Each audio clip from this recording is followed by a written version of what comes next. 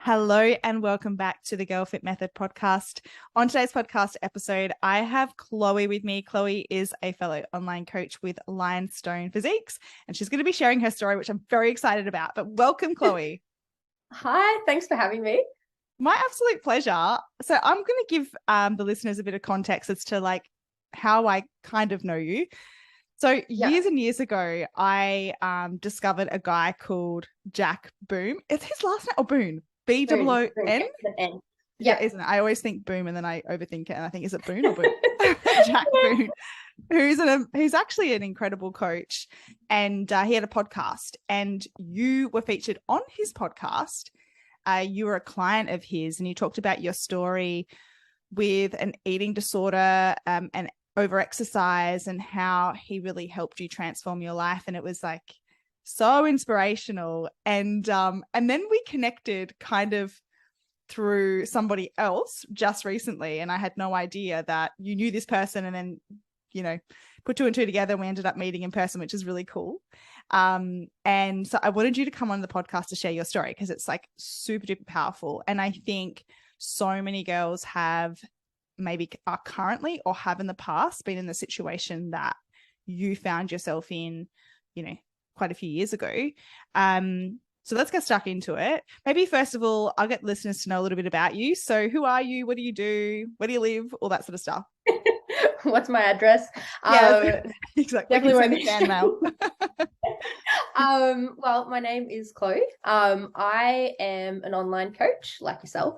And I have been in the fitness industry from a very young age. As you said, for me, it first developed with an insecurity, and obviously we'll kind of go into that. But now I am, a coach. So I went from being coached to becoming a coach. And it's definitely been quite a journey. That's awesome. I actually kind of think they're the best coaches, to be completely honest with you. Really similar. My story is really similar as well. I was coached and then I had such a transformation that I felt like this calling, I've got to do this for other people. And I think it's so valuable as a coach to be able to empathize and to be able to connect with people. Without that, it's going to be really difficult to see people succeed because, as you would know as a coach, a lot of stuff comes down to mindset. And being able to understand where somebody's at is then going to then enable you to be able to encourage them and steer them in the right direction. And for them to be able to actually question maybe the beliefs that they have in their mind.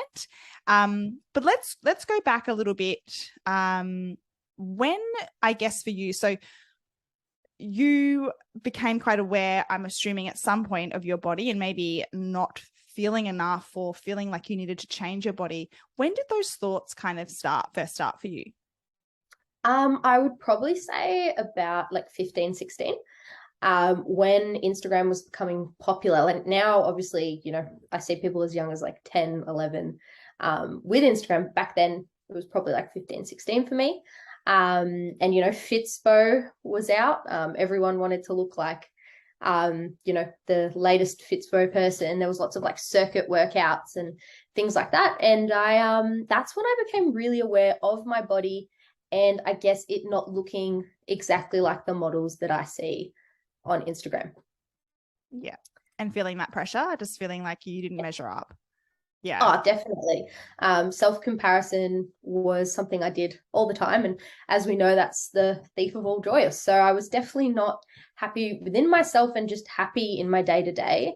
And I also was, I guess being part of high school is you're surrounded by that anyway. Girls are constantly putting themselves down or wanting, on the latest diet. And when you already have a tendency to be more obsessive or have an eating disorder, it kind of just, I guess, was the catalyst, and then it snowballed from there. It's so interesting that you said you've got a tendency to get obsessed with things, because I think there's two types of people. And I think for a lot of young girls growing up in high school, they will have insecurities about their body, and maybe they will go down the path of trying fad diets and using unhealthy ways to maybe change their body. However, not everyone gets an eating disorder. And so it can start off innocently, but as we know, with an eating disorder, it's much more intense and it is this obsession. So I guess, like, you know, you're in that mindset, you want to change things, you feel like you don't match up, which is, you know, such a common experience for most women, and even women that are older as well. I think for all of us, we have to catch ourselves with those thoughts. But I guess for you, when did it turn into something a little bit more sinister? And would you say like kind of disordered eating and then a full-blown eating disorder?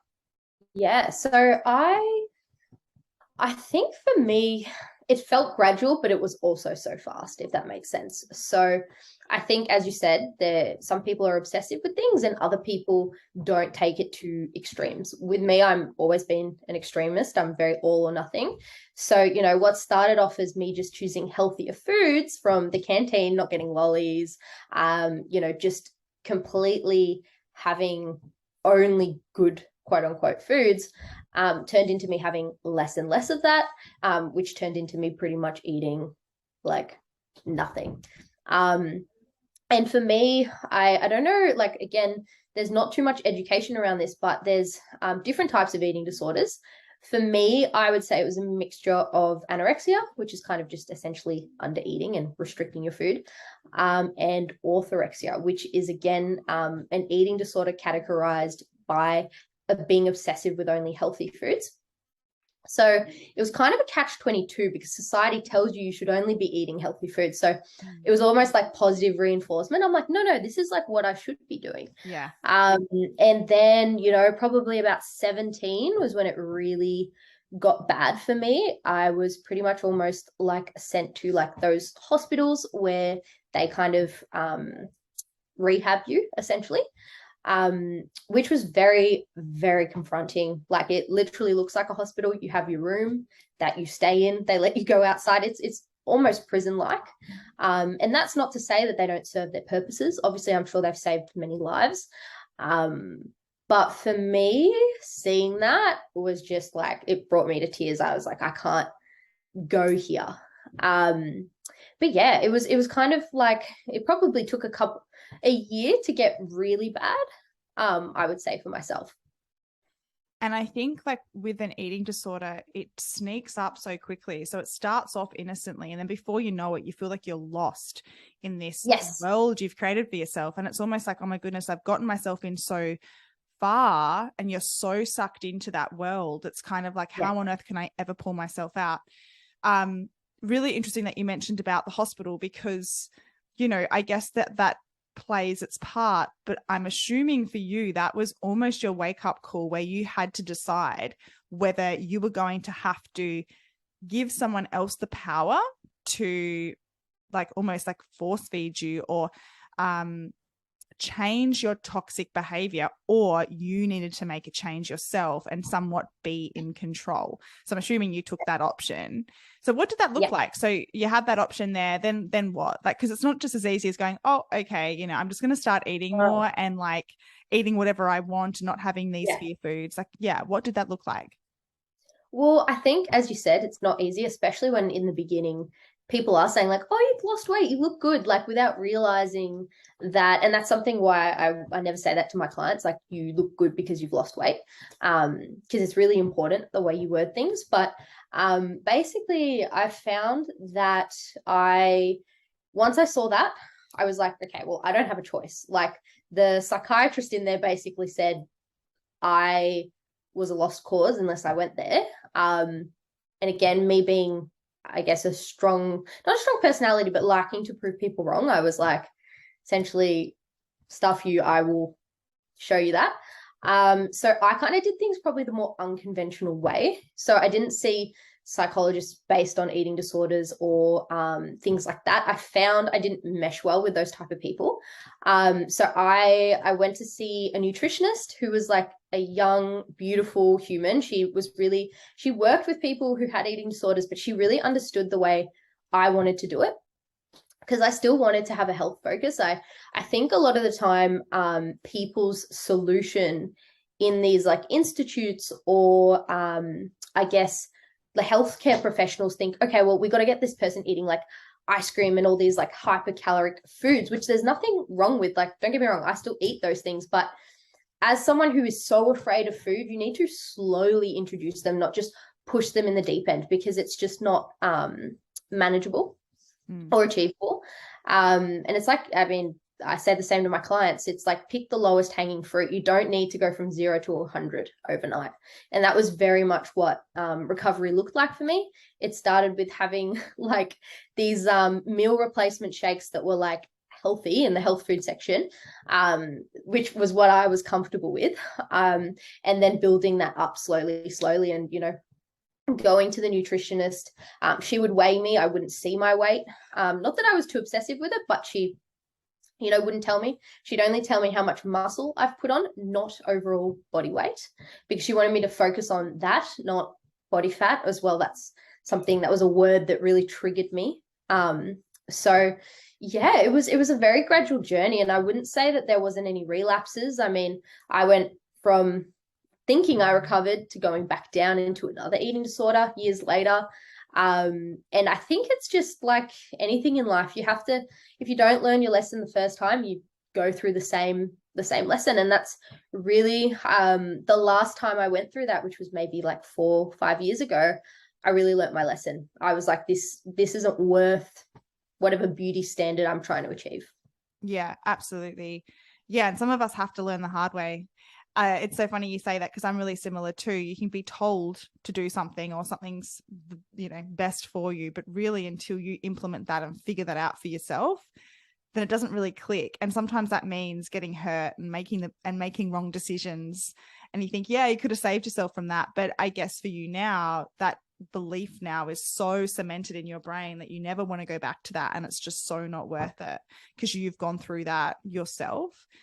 It is really hard. And I think, like with anything in life, if we're wanting to achieve a goal, and even if it's to recover and to get better, like progress isn't linear. And there are times when we are going to doubt ourselves. And I think what's also important for people to understand, in particular girls, is like, you are still, and I mean, it's very different to having an eating disorder, but being in the world that we live in now, it is so easy to compare yourself and to not feel like you match up, because a lot of the messaging that is sent out is that for females, our value is based on our exterior.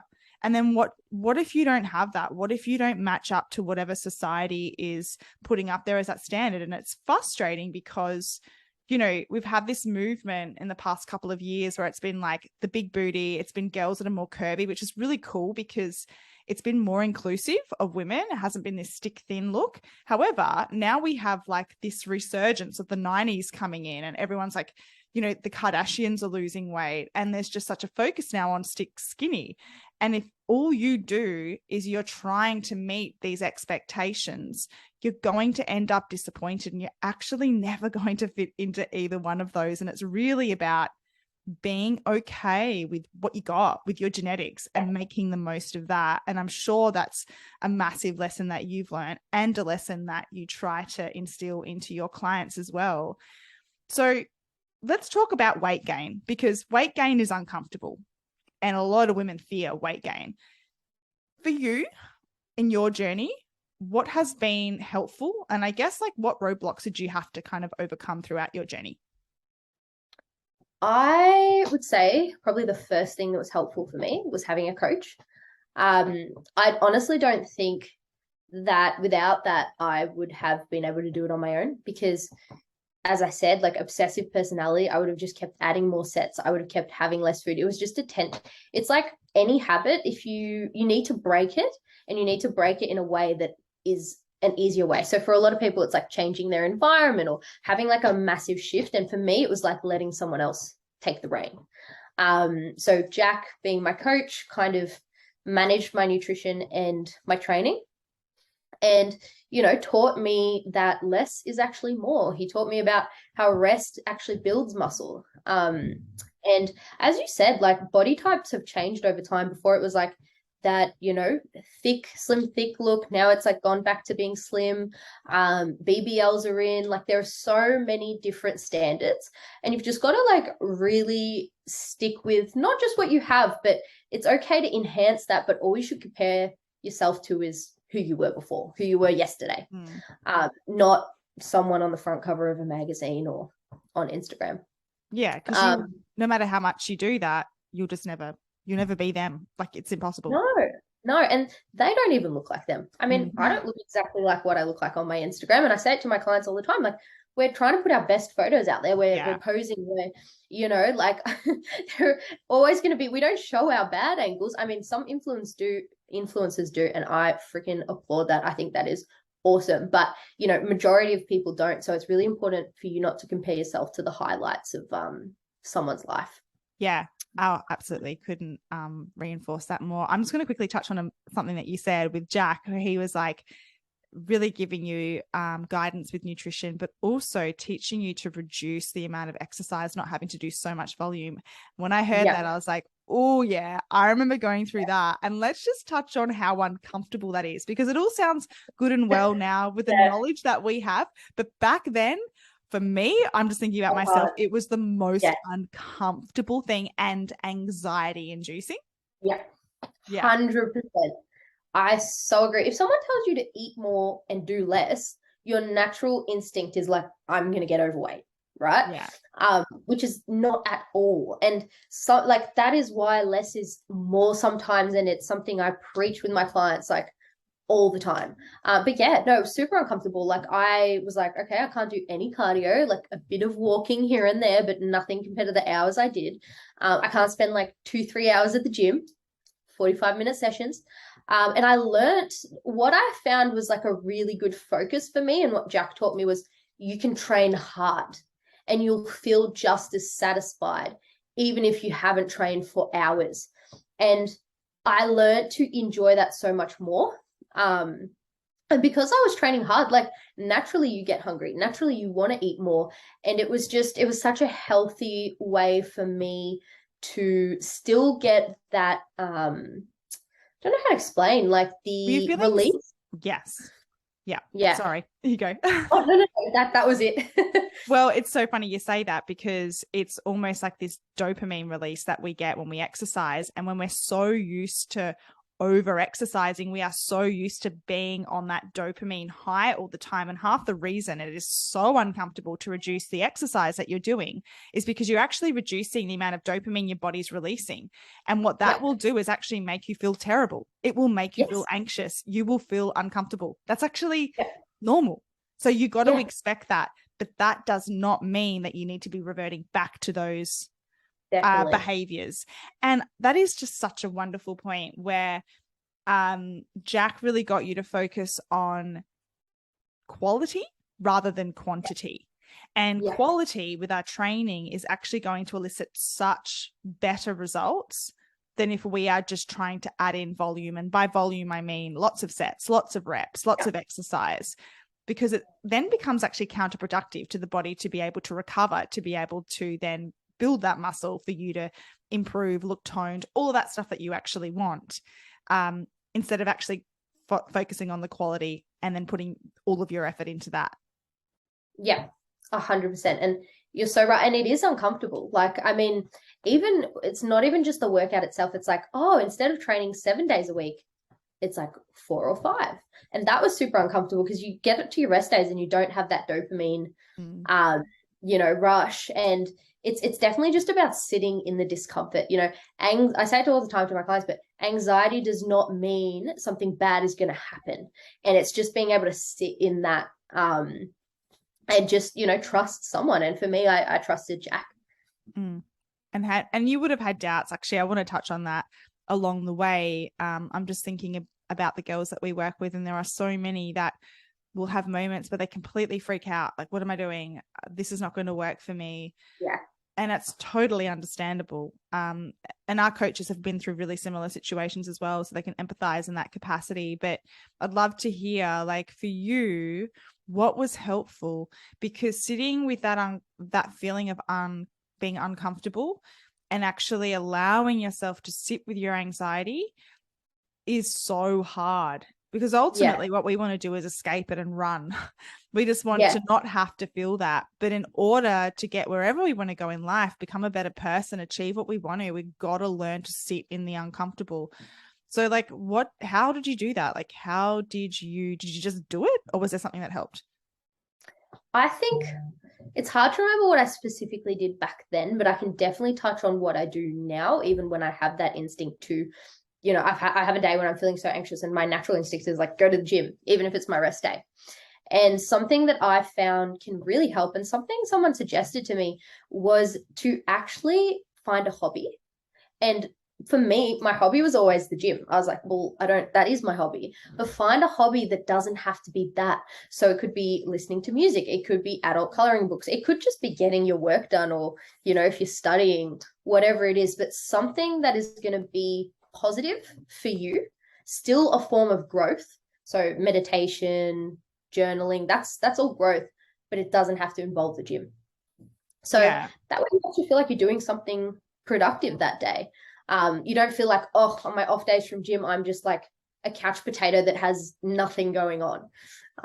That's what really would help for me. Or seeing a friend, just anything.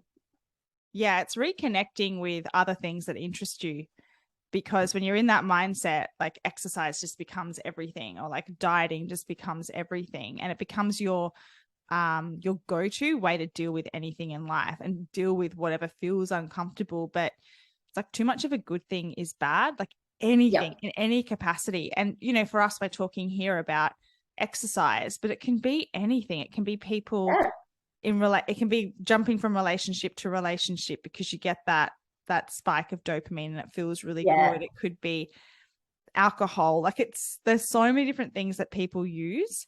And although all of these things are good in moderation, when we start to solely rely on that, that's when we get into a lot of trouble. And reconnecting with yourself, figuring out, like, have I really let my relationship slip because I've been so focused on this thing over here and so reliant on it? And actually looking at health holistically, because we do need to have hobbies. We need to have other interests. We need to really nurture our relationships, because our social life is actually really important to our overall health. All of these things are so incredibly important. But when we get into this space where all we think about is like gym, and that's anything we can use to deal with our anxiety, we get into a real problem. I love that. That's so good. I guess, like, for you, now that you've learned this and you're in this position, when working with girls, which I'm sure you have come across, that have been where you were and are kind of having to relearn what exercise should look like, what nutrition should look like in order for them to achieve whatever it is they're wanting to achieve. You know, what do you use as a coach to be able to guide them?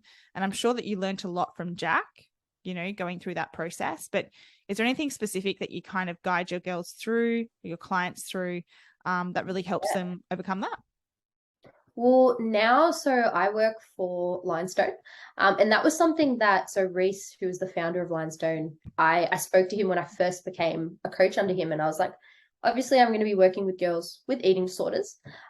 We have a meal plan that we usually give them the first 2 weeks. Then they learn how to track, but on that meal plan, they can see their calories and macros. And, you know, that was something I brought up to Reese, and he's like, yep, 100%. So what we do with girls that struggle with calories or obsess over that is we blank it all out. All they can see is what they're eating. They don't need to worry about the numbers, how many calories they're having or whatnot. And that's one thing that I do for girls that do hyper focus on that. And two is not weighing themselves. Weight is not always the answer. And like 99.9% of the time, like, it fluctuates. I'm 3 kilos heavier on my period. Doesn't mean I've gained 3 kilos of body fat. So those are the two main things that I get my girls to do. Another thing that I get them to do is unfollow any account, or at least mute any account that makes them feel not good about themselves. Even if it's my account, like, because obviously I'm posting client results, do that. It doesn't matter. Something that is like making you feel shit every single day is not going to help. So that's one thing. And the last one would be journaling. So, and not just like journaling about the bad side of things. Like, I get them to have a gratitude journal where they write 5 things they're grateful for each day, because a lot of the time, like, as humans, we focus on the negatives. And I know it even for myself, like, one bad thing happens that day and it's like, that was the shittest day. When in reality, there were so many good things happening that day. We just choose to hyper focus on the one bad. So by having a gratitude journal, I really feel like it helps you consolidate at the end of the day and be like, okay, cool. It was actually that bad. Like, overall had a pretty good day. And positive reinforcement, like I really stand by that. I don't think negative reinforcement ever really works, and it's shown time and time again in psychology. Same with children, like so much research is being put out that they respond way better to positive reinforcement. And I think we should treat ourselves with the same kindness. Absolutely. A lot of that's all mindset that you just mentioned.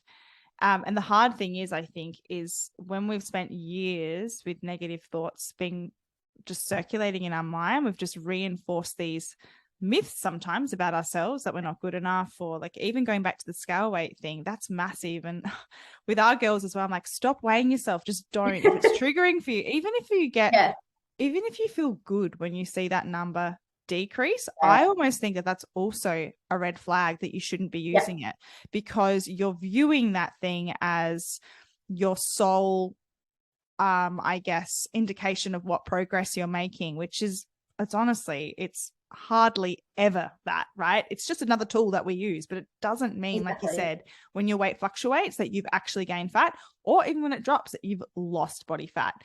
So getting away from that. But what that requires is a lot of discipline and a lot of mental discipline, because you are just going to want to go back to your default thoughts, which are, I'm not good enough, like I'm put on weight, I'm fat, I should be exercising more, I should be eating less. That's what you've believed for years and years and years.